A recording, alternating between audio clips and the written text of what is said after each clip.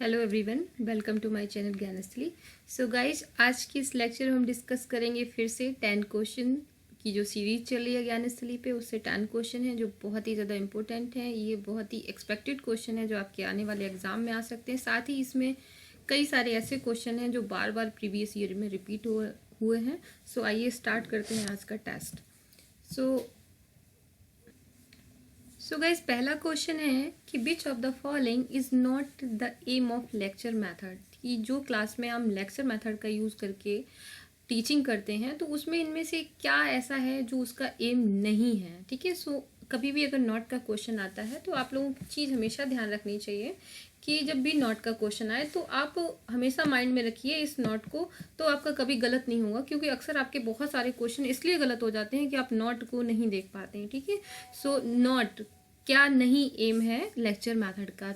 तो पहला क्या है, convey information, to increase cooperation, to convey information, to clarify, to motivate. तो इस तरह का जो क्वेश्चन होता है तो इसमें हम कैसे समझेंगे कि सबसे पहले हमें ये पता होना चाहिए कि लेक्चर मेथड क्या होता है। सो लेक्चर मेथड में क्या होता है कि टीचर क्लास में जाता है, अपना लेक्चर देता है और बहुत सारे बच्चों को पढ़ाने के लिए लेक्चर मेथड का जब यूज़ करते हैं हम, तो बहुत सारे जब बच्चे हैं हमारे पास तो सबसे ईजी जो मेथड पड़ता है तो वो लेक्चर मेथड ही होता है जिसके थ्रू लोग टीचिंग करते हैं। ठीक है। तो यहाँ पे हम किसी इन्फॉर्मेशन को प्रोवाइड करने के लिए, सपोज कोई एक इन्फॉर्मेशन देनी है और बहुत सारे बच्चों को तुरंत इन्फॉर्मेशन देनी है पूरे कॉलेज में, तो हमने क्या किया कि एक लेक्चर अरेंज कर दिया और सारे क्लासेस के बच्चों को एक साथ बिठा दिया, तो वो एक लेक्चर मेथड से इन्फॉर्मेशन दे रही। तो this is the right option. तो ये क्या है कि ये हो सकता था अगर यहाँ पे नॉट नहीं होता। तो दूसरा है टू क्लैरिफाई। ठीक है, कोई सी भी चीज़ को हम क्लैरिफाई करते हैं तो भी हम यूज़ कर सकते हैं। थर्ड है यहाँ पे मोटिवेशन। तो जब भी किसी को मोटिवेशन देना होता है, उसे अभिप्रेरणा देनी होती है, तो भी हम लेक्चर मेथड का यूज़ करते हैं। ए ऑप्शन जो है वो इसका सही आंसर नहीं है, टू इंक्रीज कोऑपरेशन। क्योंकि लेक्चर मेथड को वन वे मेथड माना जाता है जिसमें टीचर सिर्फ बोलता है और बच्चे सिर्फ सुनते हैं। सो इंक्रीज कोऑपरेशन को ये बढ़ावा नहीं देता है। इसमें बच्चे और स्टूडेंट के बीच में, स्टूडेंट और टीचर के बीच में बहुत ज़्यादा कोऑपरेशन नहीं होता है। So right answer to increase cooperation. Next question है, if machine is coded as 19, 7, 9, 14, 15 and 20, 11, then how will you code danger. तो हम इस तरह के क्वेश्चंस में क्या करते हैं कि जो भी हमें मशीन का कोड लिखा हुआ है तो हम इनको नंबरिंग कर लेंगे। ठीक है। तो एम का कोड क्या है, एम का नंबरिंग क्या है, ए का नंबरिंग क्या है। ठीक है। सो एम 13 नंबर पे आता है, ए 1 नंबर पे आता है, सी 3 नंबर पे आता है, एच हमारा 8 नंबर पे आता है। तो इस तरह से हम क्या करेंगे कि इनको नंबरिंग दे देंगे। और जब नंबरिंग देंगे तो हमें फिर ये देखना है कि डेंजर क्या क्या होगा। तो यहाँ पे जो लग रहा है फॉर्मूला वही हमें दूसरे में लगाना है। सो अगर आप देखेंगे तो यहाँ पे एम को 13 है और 13 से जब 19 होता है तो इसमें कितना ऐड हो रहा है। तो इस तरह का फॉर्मूला लगा के अगर आप इसको सॉल्व करेंगे तो आंसर क्या आ जाएगा इसका, 10, 7, 20, 13, 11 एंड 24 कोड किसका होगा, डेंजर का होगा। तो ये आप कर सकते हैं।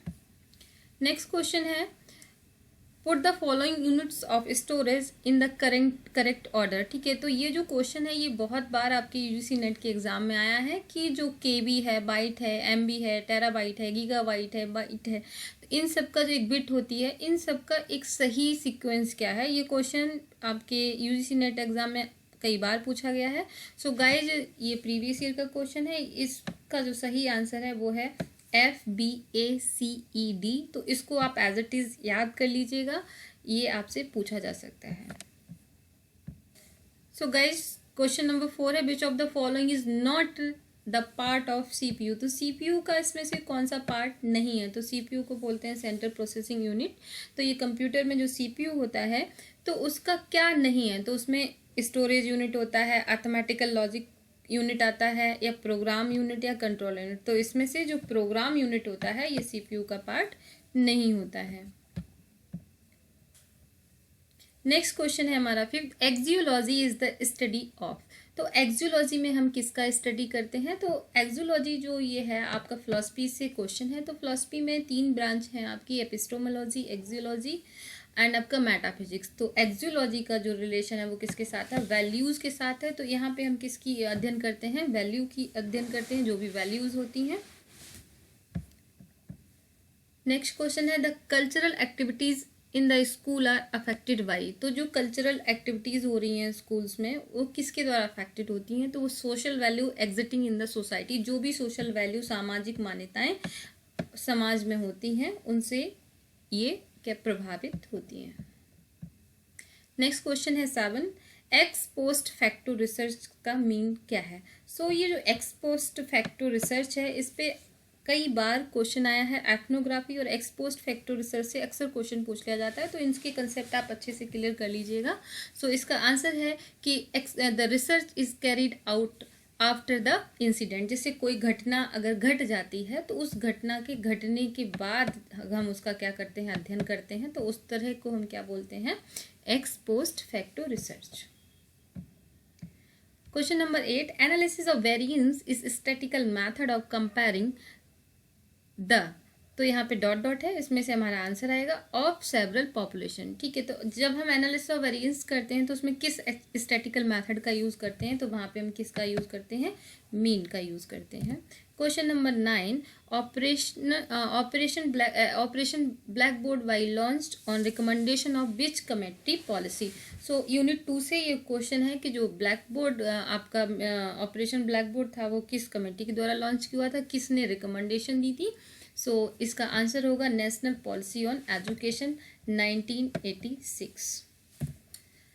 लास्ट क्वेश्चन देखते हैं, can the result of grounded theory research be generalized on huge population, तो क्या हम इसको ग्राउंडेड थ्योरी को यूज कर सकते हैं, तो इसका आंसर होगा no, because it is context specific. तो ये किसके लिए की जाती है, किसी भी स्पेसिफिक कॉन्टेक्स्ट के संदर्भ में की जाती है, इसलिए इसका आंसर होगा नो।